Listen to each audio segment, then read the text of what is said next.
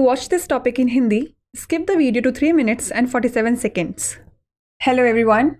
Welcome to another episode of Legal Update, a new initiative of Drishti Judiciary. Today's topic of discussion is immunity to MPs and MLAs.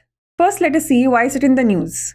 Recently, the Supreme Court in Sita Soren vs. Union of India case ruled that Rajya Sabha elections fall under the scope of Article 194, Clause 2 of the Constitution, providing clarification on its Kuldeep Nair ruling 2006. Let's look at the background of the case. Sita Soren, a JMM member, faced bribery charges during the 2012 Rajya Sabha elections. The CBI filed charges against her, but her plea to dismiss the case under Article 194, Clause 2 was rejected by the Jharkhand High Court in 2014. Soren appealed to the Supreme Court, leading to a referral to a 3-judge bench in September 2014. In March 2019, the case was referred to a larger bench due to the importance of the P.V. Narasimha Rao ruling. On 28 September 2023, a 5-judge bench, chaired by CJI Chandrachud, questioned the majority view in P.V. Narasimha Rao, emphasizing that parliamentary privileges don't shield legislators from general criminal law. The court's observations were as follows. The 7-judge bench, headed by Chief Justice D.Y. Chandrachud, declares that MPs and MLAs cannot assert immunity from prosecution regarding bribery allegations concerning votes or speeches in the legislature. The court's analysis involved constitutional provisions like Articles 80 and Article 194 pertaining to the Council of State's composition and legislative house's powers and privileges. It noted a distinction between legislature and house of such a legislature within the provision, with the former encompassing the governor and legislative houses, and the latter referring specifically to the body summoned by the governor. The court affirmed that these processes are integral to the powers and responsibilities of elected members, invoking protection under Article 105, Clause 2 and Article 194, Clause 2. Addressing the Kuldeep Nair judgment, the court clarified that voting for Rajya Sabha elections is covered by Article 194, Clause 2, upholding the rest of the Kuldeep Nair decision. Let's know more about the Article 194 of the Constitution. Article 194 of the Indian Constitution outlines the powers, privileges, and immunities of state legislatures and their members. It guarantees freedom of speech within state legislatures and provides immunity to legislators from court proceedings for anything said or any vote cast in the legislature or its committees. The article also grants the state legislatures the authority to define additional powers, privileges, and immunities through law. Additionally, it extends these protections to individuals with the right to speak and participate in state legislature proceedings. Let's discuss some case laws. First, P.V. Narasimha Rao Judgment 1998. In this case, the court held that legislators have immunity against criminal prosecution on bribery charges for any speech or vote in Parliament. Second, Kuldeep Nair Judgment 2006. The court had held that elections to fill seats in the Rajya Sabha are not proceedings of the legislature within the meaning of Article 194, but a mere exercise of franchise.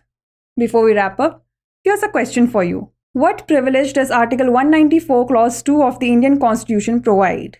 Immunity from all criminal proceedings, immunity from civil proceedings, immunity from court proceedings for speech or vote in the legislature, or immunity from all forms of legal action?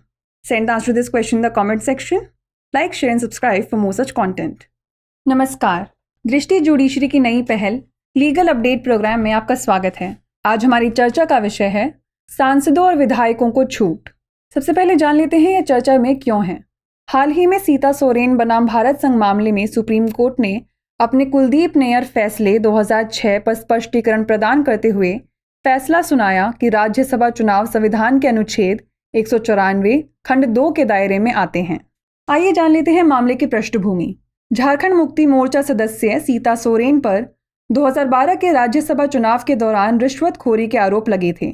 CBI ने उनके खिलाफ आरोप दायर किए, लेकिन अनुच्छेद 194 खंड 2 के तहत मामले को खारिज करने की उनकी याचिका को 2014 में झारखंड उच्च न्यायालय ने खारिज कर दिया। सोरेन ने सुप्रीम कोर्ट में अपील की, जिसके बाद सितंबर 2014 में 3 जजों की बेंच को मामला भेजा गया। पीवी नरसिम्हा राव के शासन के महत्व को देखते हुए मार्च 2019 में मामले को बड़ी बेंच को भेज दिया गया। 20 सितंबर 2023 को सीजीआई चंद्रचूड़ की अध्यक्षता वाली 5 न्यायाधीशों की पीठ ने पीवी नरसिम्हा राव के मामले में बहुमत के दृष्टिकोण पर सवाल उठाया और इस बात पर जोर दिया कि संसदीय विशेषाधिकार विधायकों को सामान्य आपराधिक कानून से नहीं बचाते हैं। न्यायालय के अवलोकन की बात करें तो मुख्य न्यायाधीश DY चंद्रचूड़ की अध्यक्षता वाली 7 न्यायाधीशों की पीठ ने घोषणा की कि सांसद और विधायक विधायिका में वोटों या भाषणों से संबंधित रिश्वत के आरोपों के संबंध में अभियोजन से छूट का दावा नहीं कर सकते हैं। अदालत के विश्लेषण में राज्यों की परिषद की संरचना और विधायी सदनों की शक्तियों और विशेषाधिकारों से संबंधित अनुच्छेद 80 और 194 जैसे संवैधानिक प्रावधान शामिल थे। इसने प्रावधान के भीतर विधायिका और ऐसी विधायिका के सदन के बीच अंतर को नोट किया जिसमें पूर्व में राज्यपाल और विधायी सदन शामिल थे और बाद में राज्यपाल द्वारा बुलाए गए निकाय को विशेष रूप से संदर्भित किया गया था। अदालत ने पुष्टि की कि ये प्रक्रियाएं अनुच्छेद 105 खंड 2 और अनुच्छेद 194 खंड 2 के तहत सुरक्षा का आह्वान करते हुए निर्वाचित सदस्यों की शक्तियों और जिम्मेदारियों का अभिन्न अंग हैं।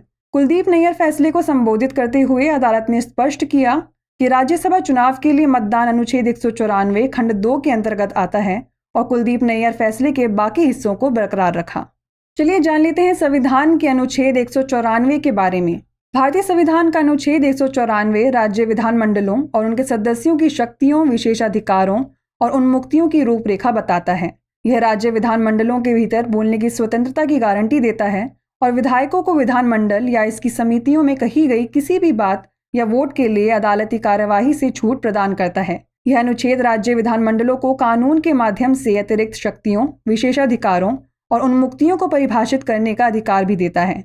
इसके अतिरिक्त यह राज्य विधानमंडल की कार्यवाही में बोलने और भाग लेने का अधिकार रखने वाले व्यक्तियों को भी यह सुरक्षा प्रदान करता है। चलिए जान लेते हैं इस मामले से जुड़ी 2 निर्णय विधियों के बारे में। पहला, PV नरसिम्हा राव जजमेंट 1998। इस मामले में अदालत ने माना कि विधायकों को संसद में किसी भी भाषण या वोट के लिए रिश्वत के आरोप में आपराधिक मुकदमा चलाने से छूट प्राप्त है। दूसरा, कुलदीप नैयर जजमेंट 2006। अदालत ने कहा था कि राज्यसभा में सीटें भरने के लिए चुनाव अनुच्छेद 194 के तहत विधायिका की कार्यवाही नहीं है, बल्कि मताधिकार का एकमात्र प्रयोग है। आइए नोट कर लेते हैं अभ्यास प्रश्न।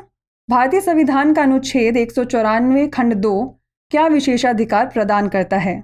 सभी आपराधिक कार्यवाही से छूट, सिविल कार्यवाही से छूट, विधानमंडल में भाषण या वोट के लिए अदालती कार्यवाही से छूट या सभी प्रकार की कानूनी कार्रवाई से छूट। इसका उत्तर हमें कमेंट सेक्शन में ज़रूर भेजिएगा। ऐसी और वीडियोस देखने के लिए लाइक, शेयर और सब्सक्राइब करना ना भूलें। धन्यवाद।